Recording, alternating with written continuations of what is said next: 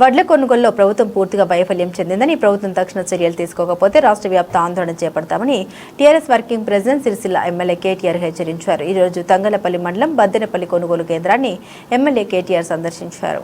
నెల రోజులుగా రైతులు వడ్ల కేంద్రాలకు తీసుకొస్తున్నప్పటికీ ప్రభుత్వం ఇప్పటివరకు ఒక్క గింజ కూడా కొనలేదని బీఆర్ఎస్ వర్కింగ్ ప్రెసిడెంట్ కేటీఆర్ ఆగ్రహం వ్యక్తం చేశారు. వడ్లు కొంటే మద్దతు ధరతో పాటు బోనస్ ఇవ్వాల్సి వస్తుందని ప్రభుత్వం ఉద్దేశపూర్వకంగా కూడా కొనలేదని తెలిపారు. తంగలపల్లిలో ఏర్పాటు చేసిన వడ్ల కొనుగోలు కేంద్రాన్ని BRS party working president MLA KTR పరిశీలించారు.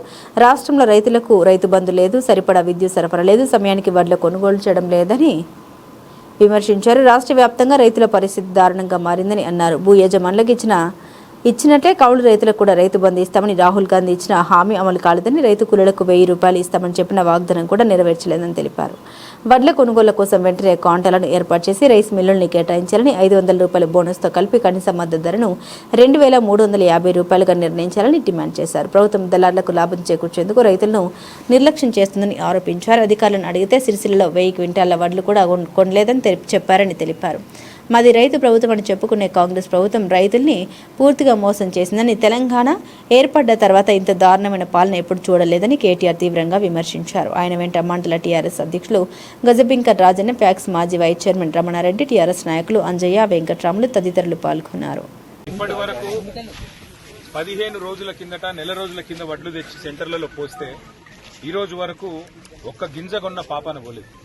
ఇక్కడికి వస్తుంటే నేను మా రైతు సోదరులతోని, కొంతమంది మా నాయకులతో మాట్లాడుతుంటే వాళ్ళు చెప్పింది ఏమంటే, ఈ రోజు వరకు ఏ ఒక్క ఐకేపీ సెంటర్ కూడా, ఏ ఒక్క కొనుగోలు కేంద్రానికి కూడా రైస్ మిల్ అలాట్మెంట్ చేయలేదు. ఈ రైస్ మిల్ అలాట్ చేయకపోతే ఎవరు జోక్తారు, ఎవరు కొంటారు, తీసుకుపోయి ఎక్కడ మరి వాటిని దించుతారు? ఇవన్నీ కూడా ప్రభుత్వానికి తెలియదని కాదు. కానీ వాళ్ళ భయం ఏంటంటే, వడ్లు కొంటే బోనస్ ఇవ్వాలి, వడ్లు కొంటే మద్దతు ధర ఇవ్వాలి, 2300 ఇవ్వాలి, వడ్లు కొంటే మళ్ళీ 500 బోనస్ ఇవ్వాలి. సపరేట్గా రైతులను మజ్బూరు చేసి అమ్ముకునేటట్టు చేస్తే వాళ్ళకి 500 ఇచ్చుడు తప్పుతుంది, వాళ్ళకి 2300 ఇచ్చుడు తప్పుతుంది, బోనస్ ఇచ్చుడు తప్పుతుంది. బయట దళారులతో కుమ్మక్కైతే వాళ్ళు కొన్ని పైసలు కూడా మనకు ముట్ట చెప్తారు కమిషన్ రూపంలో అని ప్రభుత్వం ఆలోచన. ఇవాళ సిరిసిల్ల జిల్లాలో అధికారులను అడిగితే ఈ రోజు వరకు 1000 టన్నులు కూడా కొనలేదు వడ్లు. కానీ ప్రభుత్వం ఏమో రైతు ప్రభుత్వం అని పోజులు కొడుతున్నది. రైతు బంద్ వేయరు, కరెంటు చక్కగా ఇయ్యరు, వడ్లు కొనరు.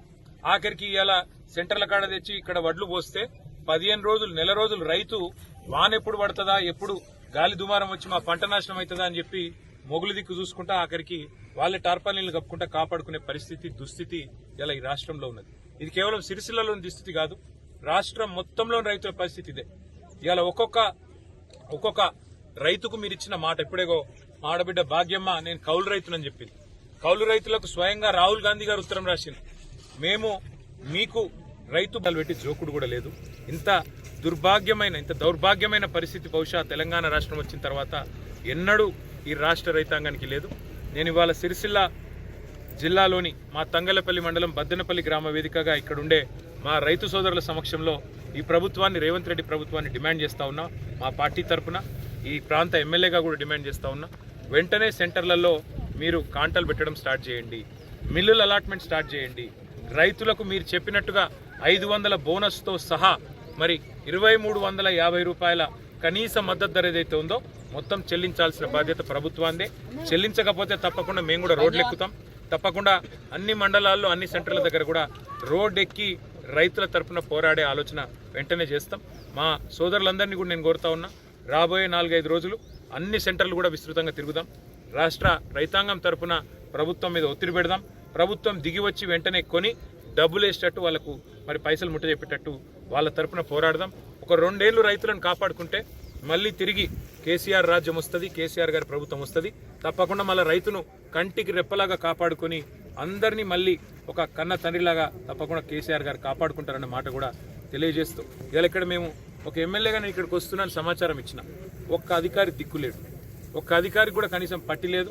ఈ జిల్లాలోని అధికార యంత్రాంగానికి కానీ, ఈ రాష్ట్ర ప్రభుత్వానికి కానీ రైతులంటే ఎంత ప్రేమ ఉందో, రైతుల సమస్యలంటే ఎంత చిత్తశుద్ధి ఉందో, రైతుల పంట కొనుగోళ్ల విషయంలో వీళ్ళ కమిట్మెంట్ ఏందో దీన్ని బట్టే అర్థమవుతా ఉంది. ఇలా మీరు చూడొచ్చు, ఎక్కడికక్కడ కుప్పలు పోసింది. ఇప్పుడు చూస్తే సడన్గా అకాల వర్షాలు పడతా ఉన్నాయి ఎల్నీనో ఎఫెక్ట్తో. మరి వాన పడి మొత్తం నానిపోయి, ఇప్పుడు నేను ఇక్కడున్న ఆడబిడ్డని అడిగితే రైతు ఆమె చెప్తున్నది, వాన పడ్డది, పంట నానింది, మళ్ళీ ఎండింది కూడా, సార్ నేనేం చేయాలి, మరి ఒకసారి ఎండబెట్టుకున్నా మళ్ళీ వానితే కూడా ఏం చేయలేను నేనని చెప్తా ఉన్నారు. కాబట్టి రైతులకు నష్టం కలగకుండా వెంటనే ప్రభుత్వం స్పందించకపోతే మేమందరం కూడా రోడ్లు ఎక్కుతాం. రాష్ట్ర వ్యాప్తంగా బీఆర్ఎస్ నాయకత్వం తప్పకుండా ప్రభుత్వాన్ని గల్లాబట్టి నిలదీసి అయినా రైతులకు న్యాయం చేసే విధంగా కొట్లాడతామని చెప్పి కూడా తెలియజేస్తూ రైతు సోదరులు ధైర్యంగా ఉండాలి. తప్పకుండా మీ తరఫున కొట్లాడడానికి కేసీఆర్ గారు ఉన్నారు, మేము అందరం ఉన్నాం, భయపడొద్దని చెప్పి కూడా వాళ్ళందరికీ విజ్ఞప్తి చేస్తూ వెంటనే ప్రభుత్వం కొనుగోళ్లు ఈ సోమవారం నుంచే ప్రారంభించాలి, లేకపోతే రేపటి నుంచే ప్రారంభించాలి, లేకపోతే ఊకోము. ప్రతి గ్రామంలో ప్రతి సెంటర్ కాడ దద్దరిల్లుతుంది. రైతాంగం తరఫున మా పోరాటం కూడా మరి పెద్ద ఎత్తున టేకప్ చేస్తామని చెప్పి కూడా వారిని హెచ్చరిస్తూ మీరు ధైర్యంగా ఉండాలని చెప్పి కూడా రైతులందరినీ కోరుతూ అందరికీ నమస్కారం.